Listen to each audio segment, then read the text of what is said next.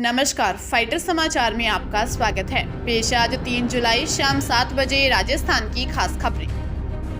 सरकारी नौकरी की तलाश कर रहे बेरोजगारों के लिए अच्छी खबर है। नेशनल टेस्टिंग एजेंसी ने देश भर में एकलव्य मॉडल रेजिडेंशियल स्कूल में 4000 से ज्यादा पदों पर वैकेंसी निकाली है। इसके तहत टीचिंग और नॉन टीचिंग पदों पर भर्तियां की जाएंगी। भर्ती प्रक्रिया में शामिल होने के लिए उम्मीदवार एकलव्य मॉडल रेजिडेंशियल स्कूल की ऑफिशियल वेबसाइट emrs.tribal.gov.in पर जाकर 31 जुलाई तक ऑनलाइन अप्लाई कर सकते हैं। एकलव्य मॉडल रेजिडेंशियल स्कूल में निकली 4000 से ज्यादा पदों पर भर्ती के लिए 18 से 50 साल तक की उम्र के उम्मीदवार अप्लाई कर सकते हैं। एकलव्य मॉडल रेजिडेंशियल स्कूल में निकली भर्ती में उम्मीदवारों का selection written test, skill test और डॉक्यूमेंट वेरिफिकेशन के आधार पर किया जाएगा। उदयपुर जिले में छोटे भाई की करंट लगने से मौत का सदमा बड़ा भाई बर्दाश्त नहीं कर पाया। भाई की मौत के महज 3 घंटे बाद बड़े भाई ने भी दम तोड़ दिया। दोनों सगे भाइयों की अर्थी एक साथ उठी।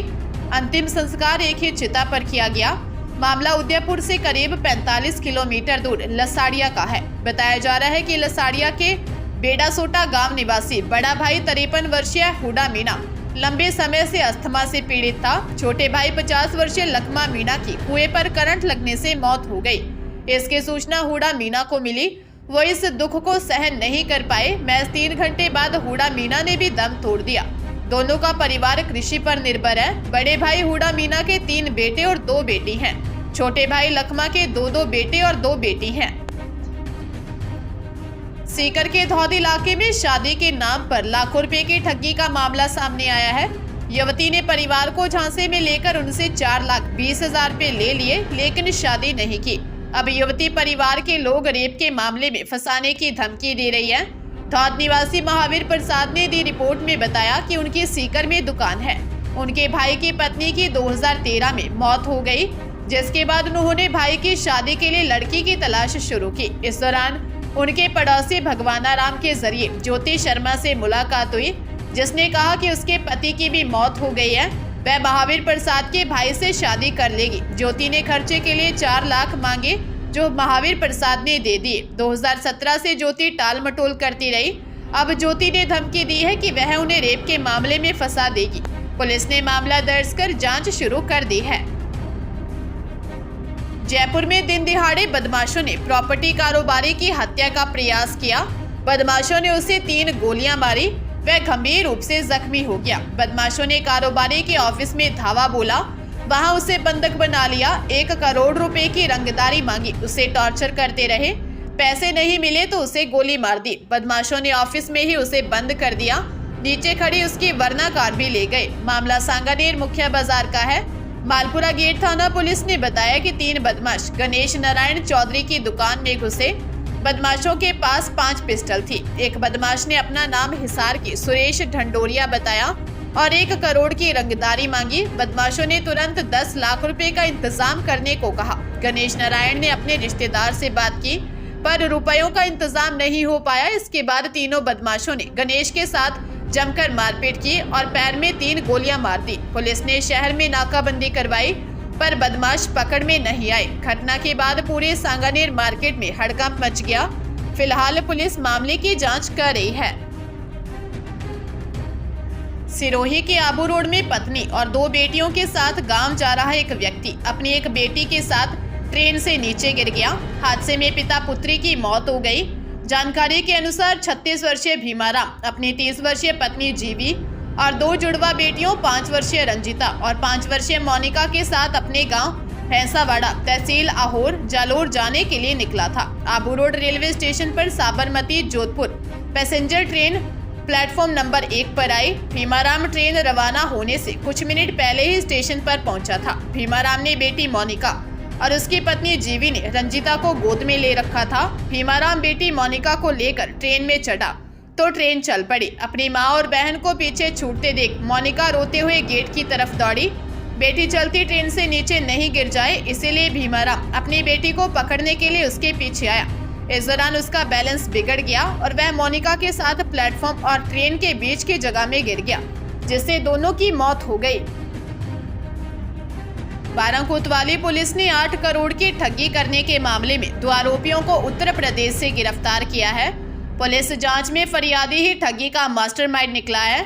एसपी राजकुमार चौधरी ने बताया कि 1 दिसंबर 2020 को फरियादी अब्दुल फरीद ने कोतवाली थाने में रिपोर्ट दी थी। उसमें उसने बताया कि मुजीबर रहमान उर्फ जावेद निवासी मुंबई, शबान अली शेख निवासी कानपुर, पीर मोहम्मद निवासी मुंबई, वहाब खान मुकेश निवासी ठाणे, रियाजुद्दीन निवासी मुंबई, प्राइवेट कंपनी का manager Rakesh Vashishtha, Salman Khurshid, equipment administrator KSS Patreon private limited Gurugram के योजना से षड्यंत्र रचकर जयपुर उद्योग लिमिटेड कानपुर में स्थित जूट मिल की पूरी भूमि और स्क्रैप विक्रय का प्रस्ताव प्रार्थी के समक्ष रख धोखाधड़ी मिलीभगत करके षड्यंत्र रचकर 8 करोड़ 60 लाख रुपए की ठगी कर ली। जांच के दौरान फरियादी ही ठगी का मास्टरमाइंड निकला है।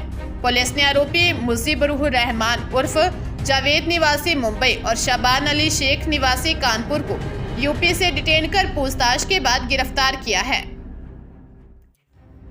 जोधपुर जिले में शातिर साइबर ठगों ने कनाडा और यूनाइटेड किंगडम के लोगों को यह कहकर ठग लिया कि आपका अकाउंट हैक हो गया है। यह शातिर ठगों ने कॉल सेंटर बना रखा था। 8 लोगों को सैलरी पर रखा था। सभी को 15 से 25 हजार डॉलर कमाने का टारगेट दे रखा था। इंटरनेशनल जालसाजी के गिरोह का जब खुलासा हुआ तो पुलिस भी इनके कारनामे सुन चौंक गई। शास्त्री नगर थाना इलाके में सरदारपुरा स्थित साइबर पार्क की 4थी मंजिल पर 3 साल से एक कॉल सेंटर चल रहा था। कॉल सेंटर पर काम करने वाले 8 कर्मचारियों की हमेशा नाइट ड्यूटी लगती थी ताकि जब वे कॉल करें तो अमेरिका, कनाडा और यूरोपीय देशों में दिन हो। शास्त्री नगर थाना अधिकारी जोगेंद्र सिंह ने मुखबिर की सूचना पर साइबर पार्क स्थित कॉल सेंटर पर दबिश दी। सभी 8 कर्मचारियों को गिरफ्तार कर लिया। कार्रवाई की भनक मुख्य आरोपी को लगी और वह फरार हो गया। मुख्य आरोपी गुजरात के अहमदाबाद के मणिनगर इलाके का रहने वाला 30 वर्षीय पार्थ भट्ट है। भीलवाड़ा जिले में जमीन विवाद के चलते रायपुर के सगरेव गांव में मां बेटी पर लाठियों से हमला करने का मामला सामने आया है। आरोपियों ने 17 साल की लड़की पर लाठी से ऐसा वार किया कि एक ही झटके में उसके हाथ की हड्डी टूट गई। मां बेटी पर हुए इस हमले का पूरा वीडियो वहां खड़े मोबाइल में लोगों ने बना लिया, जिसके सामने आने के बाद पुलिस हरकत में आई। इधर घायल मां बेटी को हॉस्पिटल में भर्ती करवाया है। रायपुर थाना प्रभारी नारायण सिंह ने बताया कि थाना क्षेत्र के सगरेव गांव में रहने वाली सीता देवी गुज्जर व उसकी 17 साल की बेटी कृष्णा बस स्टैंड के पास अपने प्लॉट पर काम कर रही थी। इस दौरान गांव में रहने वाले रतन सेन, उसके भाई प्रकाश सेन सहित 4 से 5 लोगों ने उन पर लाठियों से हमला कर दिया। पुलिस ने मामला दर्ज कर आरोपियों की तलाश शुरू कर दी है।